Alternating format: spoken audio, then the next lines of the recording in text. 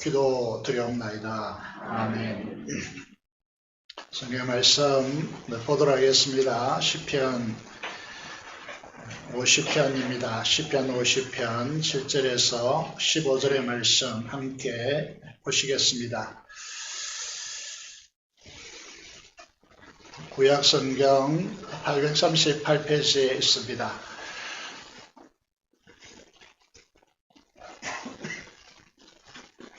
시편 50편 7절부터 제가 읽도록 하겠습니다. 내 백성 아들을 지어다 내가 말하리라. 이스라엘아, 내가 네게 증언하리라. 나는 하나님 곧 내 하나님이로다. 나는 내 재물 때문에 너를 책망하지는 아니하리니 네 번제가 항상 내 앞에 있음이로다. 내가 네 집에서 수소나 네 우리에서 수염살을 가져가지 아니하리니 이는 산림의 짐승들과 무산의 가축이 다 내 것이며 산의 모든 새들도 내가 아는 것이며 들의 짐승도 내 것이미로다. 내가 가령 줄여도 네게 이르지 아니할 것은 세계와 거기에 충만한 것이 내 것이미로다. 내가 수소의 고기를 먹으며 염소의 피를 마시겠느냐. 감사로 하나님께 제사를 드리며 지존하신 이에게 내 성을 갚으며 환난 날에 나를 부르라. 내가 너를 건지리니 네가 나를 영화롭게 하리로다. 아멘.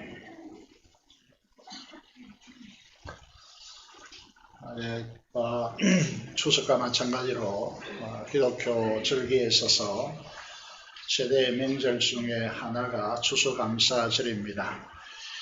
오늘 차량도 가져오지 못한 분도 있을 것이고 걸어오시느라고 수고하시는 분들을 볼 때 참 미안하기도 합니다. 그렇지만은 추수감사절, 기독교 최고의 명절에 오신 여러분들을 진심으로 주의 이름으로 환영하고 너무나 감사를 드리겠습니다. 오늘은 이렇게 좀 인사해보면 좋겠습니다. 좌우주변으로 사랑합니다. 존경합니다. 너무 감사합니다. 이 세 마디로 인사하겠습니다. 먼저 사랑합니다. 존경합니다. 너무 감사합니다.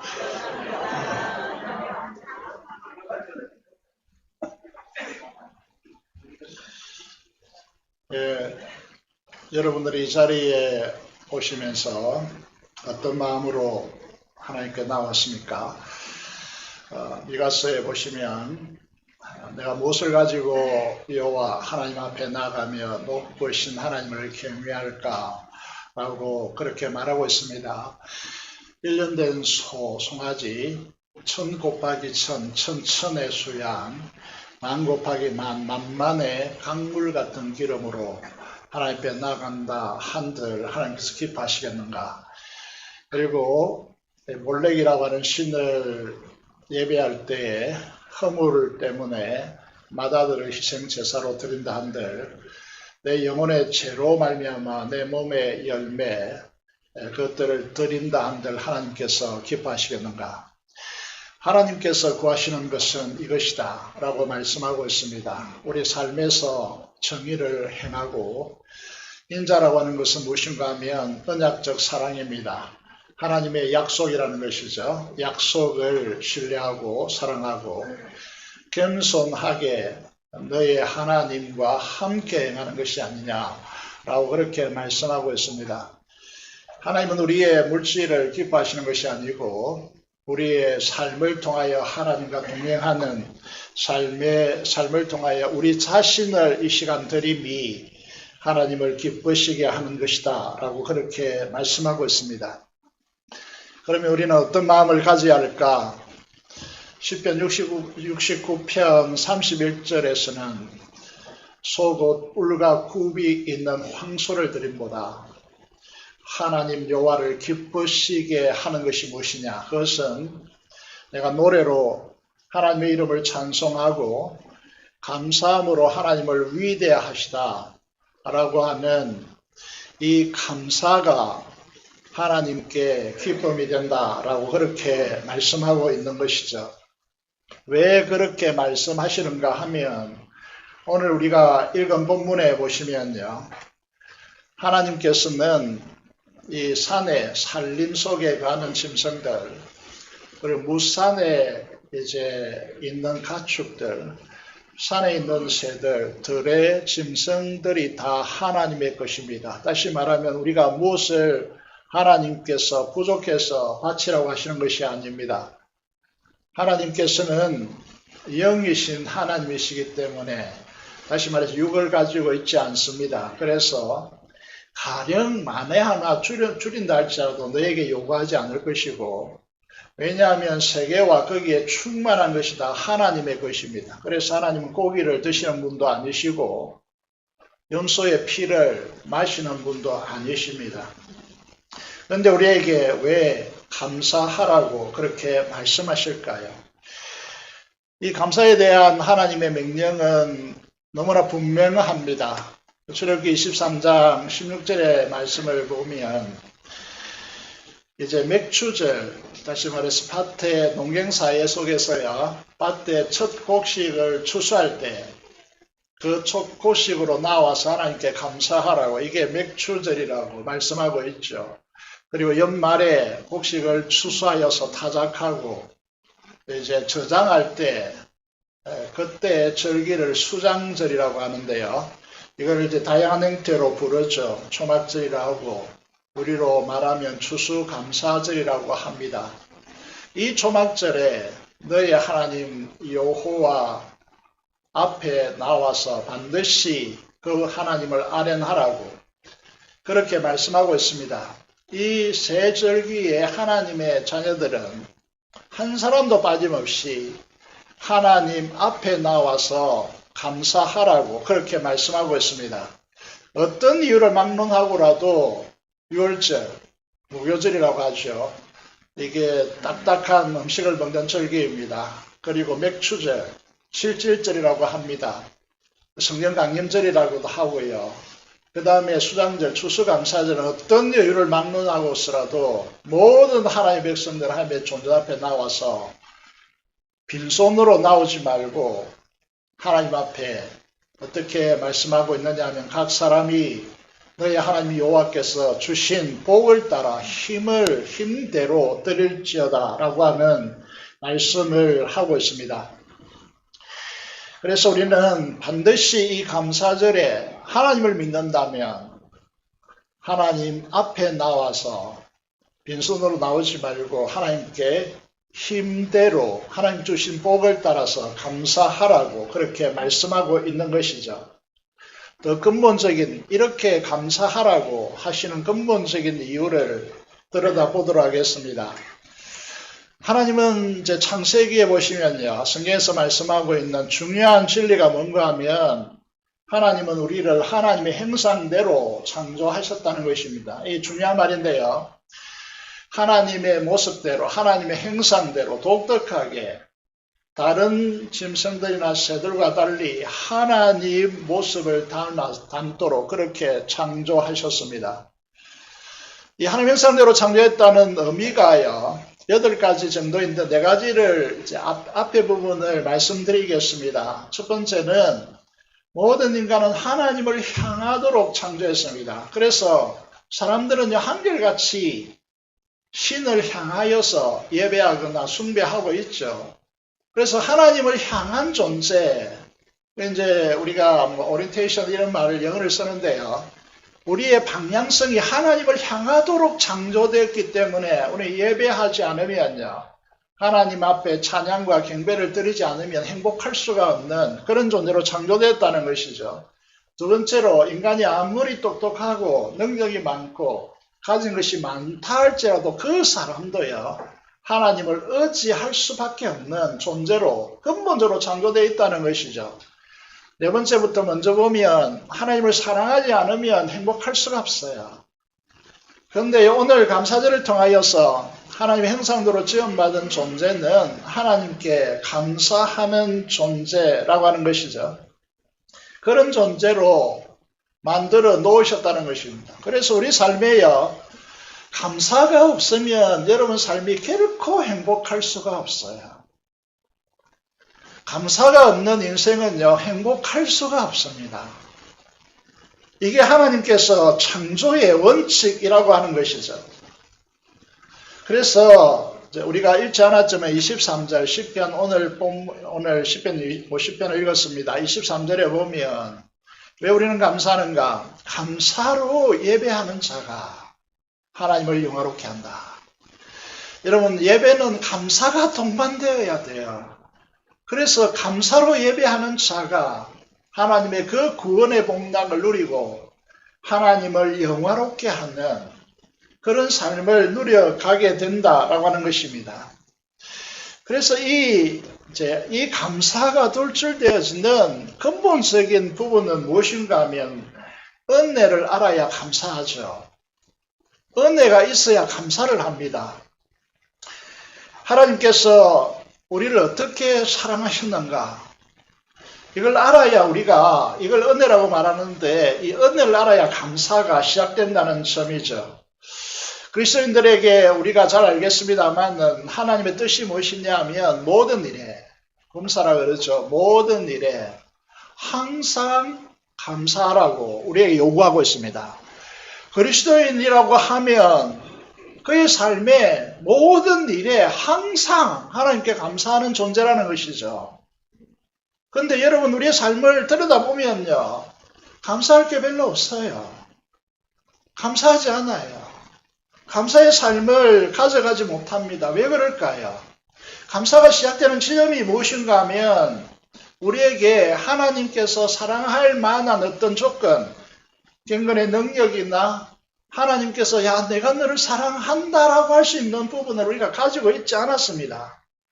그래서 우리는 이렇게 말하죠. 사랑받을 만한 아무런 조건을 가지고 있지 않았다고. 어떤 자격을 갖춰 있지 않았다고. 심지어 어떻게 했습니까? 죄를 사탄이 지배하고 있는데 죄를 지음으로써 하나님의 나라를 파괴하고 하나님을 반역하는 자들인 우리들을 하나님께서 긍휼히 여기시고 원수된 우리를 사랑하셨단 말이죠. 어떻게 사랑하셨습니까? 말뿐으로 야 내가 너를 사랑한다 이렇게 말하는 것이 아니고 자기 하나뿐인 아들, 하나님이시죠. 하나뿐인 아들을 사람으로 보내시고 그 아들을 완전히 분리시키고 버리시고 세상에서 이제 역사가 키케로가 말하죠. 이런 이 처형제도, 살인제도, 사형제도는 이 지상에서 있어서는 안 되는 사형제도가 뭐냐면 십자가 처형입니다. 말라 죽이는 것이죠. 손과 발에 못을 박아서 서서히 3일 동안 일주일간 이렇게 고통스럽게 죽게 만드는 것입니다. 이 십자가에 주님께서 죽으셨습니다. 직접적인 사인은 뭐냐면 심장에 창이 찔려서 물과 피를 다 쏟아내심으로 죽으셨습니다. 죽으셨다는 것이죠. 이거는 단순히 육체적 고통이 아니고요. 하나님께서 우리의 죄를 그분 위에 전가시키시고 우리의 죄의 행벌을 그분 예수 아들 위에 다 쏟아내렸습니다. 쏟아부으셨습니다. 지옥의 행벌을 받으신 것이죠. 그래서 우리 죄가 사함받았습니다. 영원한 생명을 얻게 되어졌고요. 그래서 우리 교회가 계속 몇 차례 걸쳐 강조합니다. 하나님 존재되게 하는 것은 사랑도 있고 감사도 있고 이렇겠지만은 영광입니다. 하나님의 그 영광이 하나님 되게 하시는 거예요. 그 영광을 예수 그리스도에게 창세 전에 아들 낳으셔서 그에게 주셨는데 그걸 우리에게 분리하셨습니다. 하나님의 자녀가 얼마나 엄청난 존재인지 우리가 아셔야 된다는 거죠. 영원한 생명을 주신 이 영광을 분리하셔서 하나님의 자녀가 되게 하셨습니다. 이 자녀는 죽지 않습니다. 천국에서 영원히 삽니다. 주님의 신부가 되었습니다. 하나님께서 가지고 계신 그분의 나라를 우리의 것으로 상속하셨습니다. 이 엄청난 사랑, 이 은혜, 우리가 무슨 돈을 1억을 주고 사겠습니까? 그거를 생명을 1억을 주고 살 수 있습니까? 없습니다. 여러분, 우리가 영원한 하나님의 나라, 의와 평강과 희락이 넘치는 이 하나님의 나라를 몇 억 주고 사겠습니까? 조를 주고 사겠습니까? 대가 없는 선물로 우리에게 주신 것입니다. 이걸 은혜라고 말합니다. 이 은혜를 알아야 감사가 튀어나옵니다. 감사하는 인생이 된다는 것이죠. 우리가 아무것도 한 일이 없는데, 야, 우리는 교회 가기 좀 싫고, 어떨 때는요, 부모의 그늘 아래서 좀, 죄송합니다, 농땡이 좀 치고 싶고, 이런 우리들인데, 이 엄청난 역사를 우리에게 가져다 주신 것입니다. 이게 은혜입니다. 그래서 사도 바울은요, 이 은혜를 깨닫고, 그렇게 이제 우리가 주옥같이 여기는 로마서 8장 마지막 부분에서 어떻게 말하고 있습니까? 이렇기 때문에 누가 우리를 그리스도 안에 있는 하나님의 사랑에서 끊어내겠느냐, 끊어낼 수 있겠는가? 우리가 말하는 환난이나 공고나 박해나 기근이나 위험이나 칼이나 사망이나 장례일이나 그 어떤 피조물이라도 우리를 우리 주 예수 그리스도 안에 있는 하나님의 사랑에서 어떻게 해요? 끊을 수 없으리라. 미래를 확신 가운데 외치고 있는 것이죠. 여기에서 감사가 나타난다는 것이죠. 이 은혜를 알아야 우리가 감사할 수 있다는 것입니다. 이게 없으면요, 그 감사는 다 가짜들이에요. 자기가 조금은 감사하고 나쁘면 이 불평하는 그런 쪽으로 다 변질되는 것입니다. 그래서 우리가 이제 하나님의 형상대로 창조 받았다는 사실과 이 구속의 은혜를 안다면요, 우리는 감사하는 인생이 된다는 것이죠. 그래서 유명한 한 신학자는 이렇게 감사에 대해서 말하고 있습니다. 감사치 않는 인간은 더 이상 인간이라고 할 수 없다라고 말합니다. 다시 말해서 감사가 없다면 그건 인간이기를 거부하는 자들이라는 것이죠. 여러분, 이 감사하지 못하는 이유는 어디에 있다고 생각하십니까? 내가 가지지 못했어요. 나에게 주어진 것이 너무나 적어서 감사하지 못한다고 생각합니까? 그러면 가난하면 감사하지 못하겠나요? 내게 이제 저희 집에 있는 아이가 이렇게 말합니다. 한 달에 용돈을 5만 원 주는데 아버지 좀 노릇해 보시죠. 아버지 노릇해야죠. 이렇게 가끔씩 말할 때가 있습니다만, 여러분, 이런 아이들은 감사가 불가능한 것입니까? 여러분, 이게 감사가 불가능한 이유는 뭐냐면 죄 때문입니다. 우리 인생의 먹구름의 불행은 어디에서 시작되느냐 하면 죄 때문입니다. 죄 지배 아래 있는 한 감사할 수가 없습니다. 제가 가져오는 특징된 현상이 무엇입니까? 로마서 1장 11절에 보면요, 제 지배 아래 있는 사람들이 하나님을 알지 못하는 것이 아닙니다. 하나님을 압니다. 그런데 뭐가 안 된다 그럽니까? 감사하지 않고, 감사하지 않으면 그 다음에 생각이 허망해지고 미련한 마음이 어두워진다라고 되어 있습니다. 제가 지배하는 이 현상에 왜 감사가 없느냐 하면 제 결핍 아래 살아가고 있기 때문에 탐욕이 서려 있죠. 탐욕 가운데 살아갑니다. 그래서 시기하고 분쟁하고 비방하고 교만하고 자랑하고 무정하고 무자비하다라고 그렇게 말하고 있습니다. 다시 말해서 제가 지배하고 있는 인생은 감사할 수가 없습니다. 왜? 결핍이 그를 지배하고 있기 때문에, 모든 것이 부족하기 때문이죠. 그래서 현 시대의 최고의 기독교 작가가 있습니다. 그분이 누구냐 하면 C.S. 루이스입니다. 이분의 책을 읽어보면요, 가슴이 뜁니다. 근데 이분이 어떻게 말하고 있느냐 하면, 이분이 노년에 예수 그리스도를 만났는데, 그는 이렇게 예수 그리스도를 만나고 난 뒤에 자기의 삶이, 여러분, 예수 그리스도를 인격적으로 만나면 자기의 삶이 비춰집니다. 놀라운 역사가 일어나는 것이죠. 그때 어떻게 루이스가 말하고 있느냐 하면, 나는 태어난 이후에 단 한 번도 이기적이지 않는 생각을 해본 적이 없다.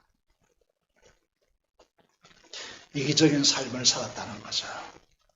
단 한 번도 이기적이지 않는 적이 없었다라고. 기부를 아무리 많이 하고 봉사를 많이 하고 헌금을 많이 한다 해도 주님을 인격적으로 만나서 주님의 십자가 나의 십자가로 경험되지 않는 인생은요, 다 자기의 그 무엇을 위해서 기부합니다. 헌금합니다. 봉사합니다. 심지어 자기의 양심의 편안함을 위해서 소리 없이 그냥 놓고 가는 것이죠. 요즘 뭡니까? 그 경유 차량에 요소수 그럽니까? 그게 119 앞에 놓고 가는 사람들요. 지금 이름 없이 기부하고 있는 어떤 1억을 놔두고 갔다는 할머니요. 그런 분들이 어떤 마음으로 기부하는지 모르겠습니다만 주님의 십자가에 자기의 인격이 부딪히지 않는 한요. 자기 이 루이스가 고백하는 대로 이기심에서 탈피할 수가 없는 것이죠. 이기심에 탈피하지 않는 한 우리는 행복할 수가 없습니다. 해몬이 이렇게 말하죠. 우리 가정에서 불평하고 비난한다면요. 내가 가정에서 교회 일어난 일, 세상 속에서 일어난 일, 정치권 이런 수많은 사인들 속에서요. 우리 사회가 불행하게 되어지는 이유 중에 하나가 뭐냐 하면 우리가 불평한다면 그리고 비난한다면요. 그것은 자녀들에게 불행을 심는 것입니다. 행복은 감사의 문을 통해서 들어옵니다. 이 철칙을 우리가 아셔야 돼요. 감사는요, 행복은요, 감사의 문을 통해서 들어오고 불평의 문을 통해서 빠져나간다라는 것이죠. 여러분, 감사한다면 여러분 행복한 인생으로 바뀔 것입니다. 불평한다면 그 여러분들이 가지고 있는 작은 행복마저도 빠져나가게 될 것입니다. 사도 바울이요, 로마 감옥에 갇혔습니다. 로마 감옥에 갇혀서 아무것도 할 수 없는 그곳에서 빌보서 1장 12절에서 빌보 교회에 보내는 편지를 보면요. 이렇게 이제 편지하고 있습니다. 형제들아, 내가 지금 로마 감옥에 갇히게 된 이 일로 인하여 근심하지 말라. 걱정하지 말라. 기쁨이 빼앗기지 말라. 모든 사람들이 이제 사도 바울이 감옥에 갇혔기 때문에 끝났다라고 말했던 그 순간에요. 사도 바울은 어떻게 고백하고 있느냐 하면 내가 복음을 전하면서 여행을 1차, 3차, 4차 로마까지 오는 이 모든 길보다 내가 지금 갇혀 있음으로 해서 복음의 대로가 열렸다라고 말하고 있습니다. 실제로요. 사도 바울은 1차, 2차, 3차 전도 여행보다 로마 감옥에 갇혀서 시대와 함께 보낸 이 시간 때문에 로마 전체가 복음화되었습니다. 이 놀라운 역설 아십니까? 여러분은 사방이 꽉 막히고 내가 감사할 수 있는 조건이 하나도 없다라고 할 그때에 감사해 보십시오. 그러면 이 대로가 열린다는 사실을 우리에게 사도 바울은 그의 삶을 통해서 우리에게 보여줍니다. 감사는 우리의 미래를 엽니다. 이렇게 말씀하고 있죠. 감사는 희망의 언어이고 감사는 역경을 벗어나는 인생의 출구이다라고 그렇게 이제 적어 놓았죠. 우리가 이제 1944년에 해방되기 직전에, 다시 말해서 직전에 우리나라도 주기철 목사님이 순교했지만은요, 독일에도 본헤퍼라고 하는 분이 감옥에서 순교합니다. 우리가 이제 최근에 이 젊은이들 속에 많이 불려지는 찬양이 선한 능력으로라고 하는 찬양인데요. 여러분, 이 찬양 속에서 이분이 시로 고백한 것인데, 나는 감옥에 갇혔지만은 언제 죽을지 모르지만은 하나님의 선한 능력으로 일어날 미래에 일어날 일을 기대한다. 언제 죽을지 모르는 사람이 하나님 앞에 감사하면서 믿음으로 일어날 미래를 기대한다. 그 기대대로요. 시간도 다르고 국가도 다르고 민족도 다른데 오늘 우리 교회 젊은이들이 찬양 TV 가슴에 감동을 받고 그의 인생을 바꾸는 역사가 이 찬양, 이 시 한편으로 일어난다는 거죠. 사람은 죽습니다. 그런데 그가 감사하면서 믿음으로 가져간 인생은 그의 이 생애로 끝나지 않고 수많은 오고 오는 믿음의 후손들에게 영향을 미친다는 것이죠. 한 주 동안 여러분 매해 추수감사절, 맥주감사절 설교를 해야 됩니다. 저로서는 쉽지 않는 거죠. 같은 내용을 계속 반복할 수도 없고요. 그래서 이제 어떤 내용을 전해야 됩니까? 저는 설교를 책상 위에서 작성하는 것이 아니고 강대상 앞에서 무릎 꿇고 기도하면서 하나님께서 주시는 은혜로 작성하고 있습니다.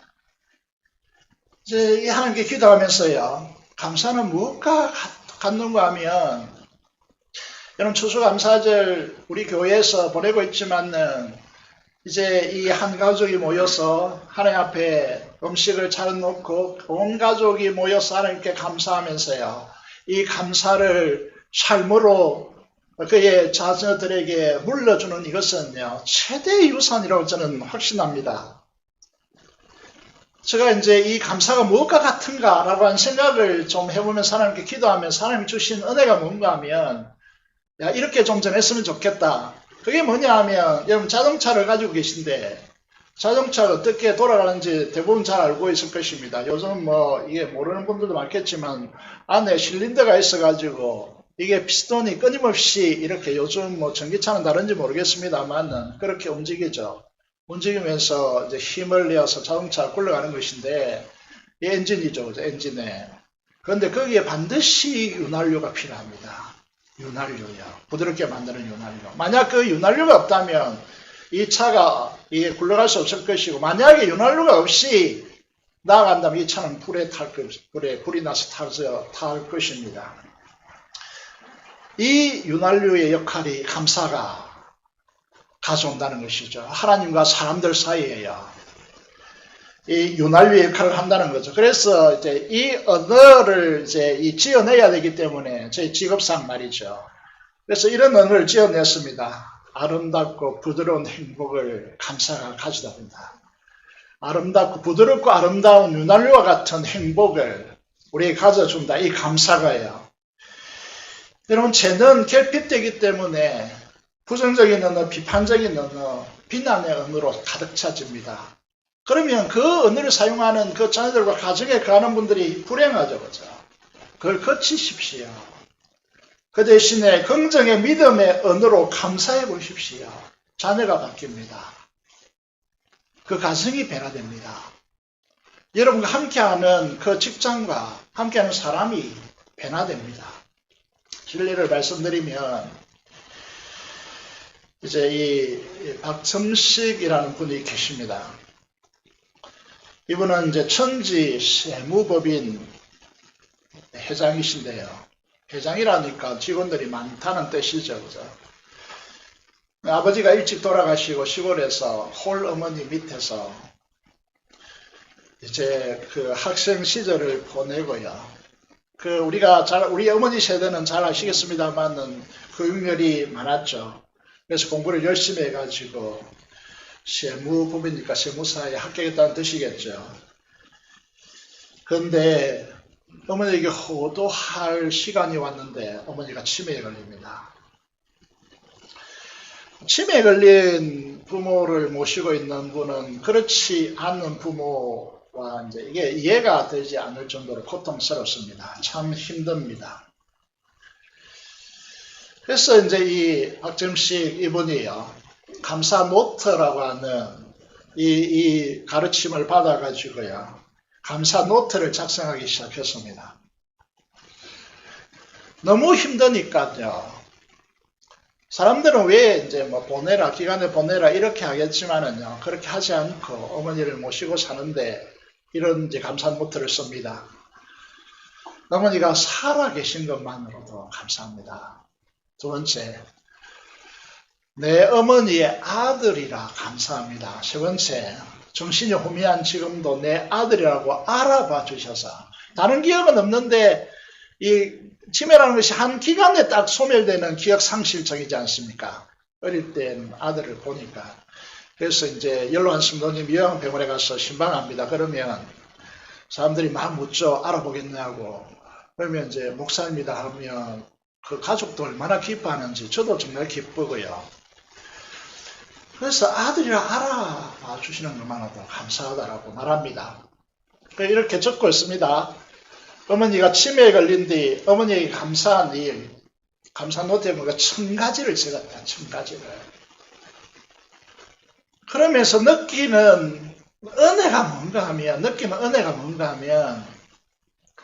내가 이만큼 온 게 내가 잘났어가 아니다는 사실을 깨달았다.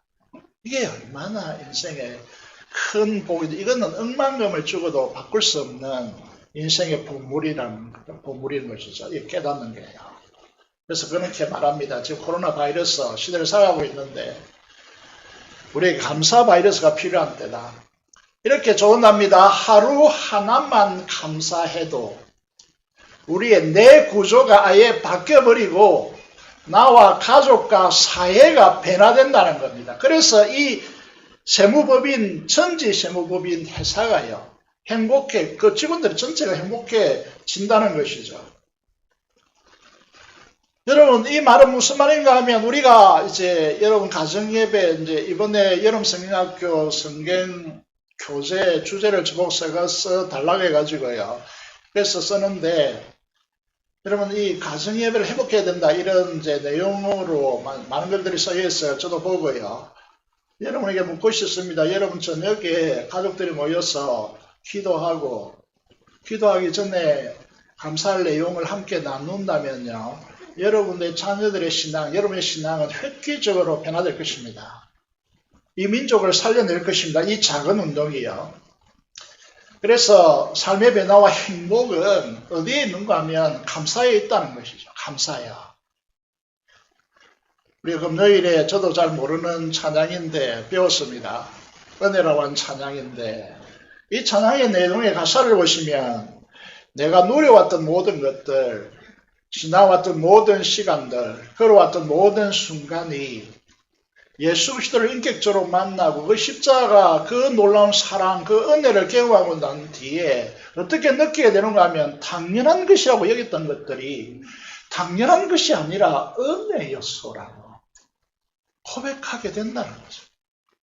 내가 이 땅에 태어나 사는 것, 어린 시절, 아이 시절과 지금까지 숨을 쉬며 살며 꿈을 꾸는 삶, 그것이 모든 사람들이 다 가는 길이기 때문에 당연한 것으로 여기면서 부모에게 감사할 줄 모르고요.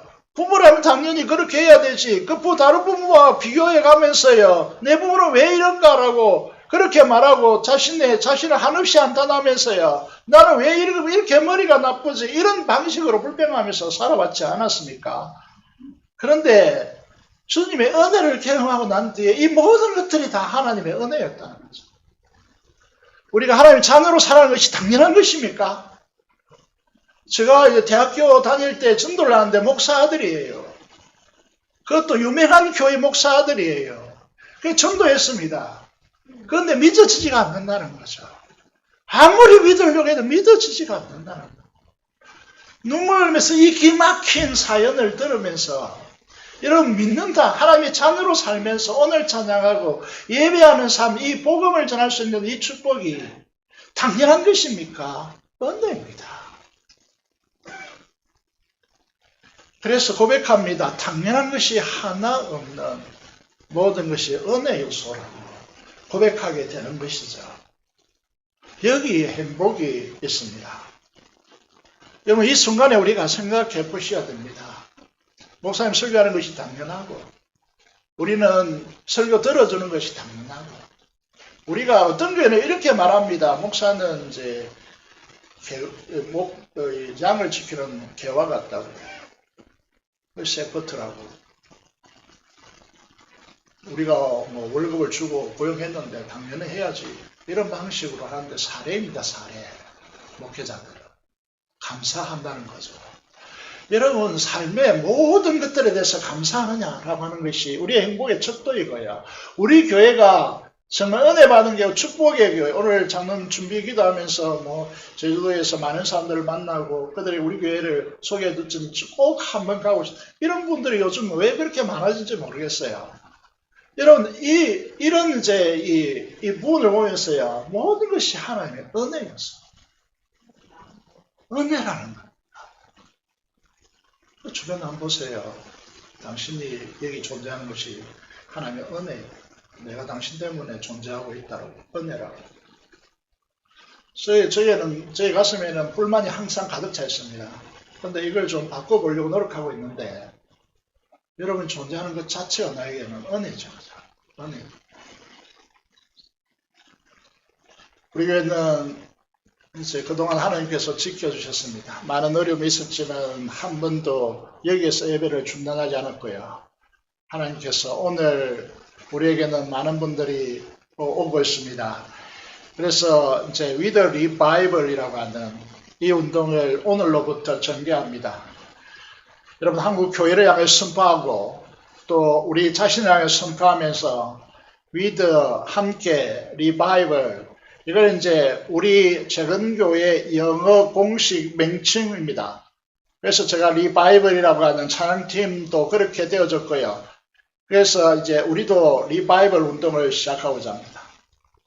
그동안 이제 2020년에 코로나19 팬데믹이 이제 이 확산이 끝날 것이다 이렇게 했는데 2021년까지 넘어와서 전반기에 끝날 것이다 이렇게 했는데 후반기 지금 가을 겨울 문턱에 서 있는데 여기까지 이어왔고 또 전폭되고 있습니다. 여러분 우리가 이 방역당국에서 정부 방역당국에서 뭐라고 했느냐 하면 70%만 백신을 맞으면 우리가 마스크를 벗을 것이다 이렇게 했는데 지금 벗고 있습니까? 돌파 감염이 더욱더 심화되어져 가고 있고, 이제 전문가들은 말합니다. 대선 후보 중에 한 명이 말하죠. 두세 개는 더 온다라고. 그렇게 전문가들이 다 예측하고 있습니다. 이런 상황 속에서요. 지금 이제 우리가 하나님의 살아계심을 믿는다면, 하나님께서 이 역사의 운행자라고 믿는다면, 오늘 코로나19의 상황, 이 팬데믹 상황이 어떻게 중단될 것인가? 저희 기도하면서 계속해서 금요일에 선포하고 있습니다. 그리스도인들이 회개하고 제자리로 돌아올 때 그때 팬데믹은 끝날 것이다라고 저는 말씀드리고 있습니다. 이기적인 삶요, 돈이 가져다 주는 것이 행복이라고 안정이라고 착각하고 여러분 세상에 분주했던 삶을 중단하고요. 그동안 여러분 하루에 성경을 펼쳐서 성경을 읽지 않잖아요. 하루에 넉 장도 채 읽지 못하잖아요. 기도 10분도 못하잖아요. 여러분 이게 우리의 직분자들의 이야기입니다. 목사의 이야기예요. 여러분 우리 자녀들의 이야기입니다. 이래가지고 어떻게 이 하나님의 축복을 받을 수 있는 민족이 될 것인가 생각해 보자는 것이죠. 하나님께서 이 기간 동안에 하나님께서 우리에게 돌아서라고 요구하고 있습니다. 말씀을 펼치라고 요구하고 있습니다. 그렇게 분주하십니까? 기도 10분도 하루에 할 수 없는 그런 분주함 속에서 여러분이 살고 있습니까? 브레이크를 걸어서 여러분 그 삶을 중단하십시오. 하나님의 말씀으로 돌아오십시오. 기도의 삶으로 돌아오시라는 말입니다. 이것이 리바이벌 운동의 시작입니다. 왜 큐티를 하지 않습니까? 여러분 왜 기도를 하지 않습니까? 10분조차도 못한다면 성령의 충만한 역사 속에 과연 있을까요? 성령의 충만을 받으면요 시간 개념이 사라져 버립니다. 내가 10분 기도하고 왔다고 생각하는데 1시간이 넘어버리는 이런 역사가 절비하게 일어납니다. 새로운 역사를 시작하기를 원합니다. 새벽을 깨우십시오. 큐티를 시작하십시오. 말씀과 기도로 하루를 여십시오. 제가 시간에 주일은 주말이 아닙니다. 주일은 일주일의 시작입니다. 이 주일의 한 주간의 첫날을 우리는 하나님께 드리고 한 주간을 하나님과 출발하는 거예요. 주말이 아닙니다. 토요일, 일요일이 아니고 월화수 목금 토가 아니고 일, 월화수 목금 토입니다. 달력을 보십시오. 감염과 세상을 두려워하지 마시고 하나님의 지키시는 은혜에 확신 가운데 교제하시기 바랍니다. 목장 교회 나눔 예배를 회복하고자 합니다. 우리 교회 학교가 힘듭니다, 지금. 애들 보내주지 않기 때문에. 그래서 이 교회 학교 회복해야 됩니다. 저희들이 오랫동안 의뢰에서 설계가 마무리되었습니다. 투시도라는 것은 설계를 통해서 이 건물을 이렇게 짓겠다는 것인데, 투시도가 오늘 여러분 머그컵에 이제 새겨서 여러분이 나눠줄 것입니다. 여러분 이걸 물을 마시든지 혹은 펜을 꼽아 놓는 것으로 사용하든지 간에 이 투시도를 보면서 기도해 주십시오. 그리고 믿음을 통하여 일어날 우리 다음 세대를 통하여 청년 세대, 새벽이슬 같은 청년들이 주께 즐거이 나와서 헌신하는 역사가 일어나도록 여러분 우리가 흔쾌해야 됩니다. 여러분 우리의 자녀 세대들이 하나님 앞에 헌신하고 하나님 나라라고 하는 비전을 꿈꾸고 복음에 정확하게 헌신하고 예수 그리스도를 마음에 인격적으로 모시고 성령 충만함으로 하나님의 나라를 위하여 헌신하는 우리의 다음 세대들을 우리가 봐야 됩니다. 제가 대학교에서 운동장에서 예수 그리스도를 그 자리에서 무릎을 꿇고 예수님을 영접하고 난 뒤에 저희 아버님이 장로님이시지만 시골로 바로 달려가서 예수님을 마음속에 구주로 영접해야 됩니다라고 말했습니다. 이런 하나님의 자녀들이 우리에게 일어나야 됩니다. 회심의 감격을 가지고 하나님 나라를 위하여 헌신하고 그들의 가슴 속에 성령 하나님의 충만함으로 하나님 나라를 위하여 불꽃처럼 그의 인생을 하나님께 드리는 그런 세대가 우리를 통하여 일어나야 됩니다. 우리가 헌신한다면 새벽이슬 같은 주의 청년들이 주께 나올 것입니다. 그들을 통하여 우리의 역사는 이루어질 것이고 우리 민족, 우리의 선조들이 여러분 이 강산 재단되어지고 이 백성 제물되어져서 5대양 6대주의 복음 전하는 우리 민족과 우리 후손들이 되게 해달라고 기도했던 그 꿈이 우리 세대를 통하여 우리의 자녀 세대를 통하여 이 세계에 이루어지는 그런 꿈을 우리는 꾸시기 바랍니다. 단순한 건축이 아닙니다. 우리의 미래 비전입니다. 우리 다음 세대를 위한 우리의 헌신입니다. 우리는 작고 초라하고 이것으로 이게 우리가 이렇게 갈 것입니까? 우리의 자존심, 우리의 자존감을 갖추고 우리의 다음 세대가 어깨를 활짝 펴고 나는 작은 무성교회에 다닌다라고 하는 이것이 우리의 자랑이 되도록 우리가 우리의 세대에서 헌신해야지. 다음 세대들이 우리의 자녀 세대들이 당당하게 외칠 것 아닙니까? 작은 무성교회로 오십시오. 이것이 우리의 이 건축을 하고자 하는 우리의 목표이지 않겠습니까? 건축물이라고 생각해서는 곤란합니다.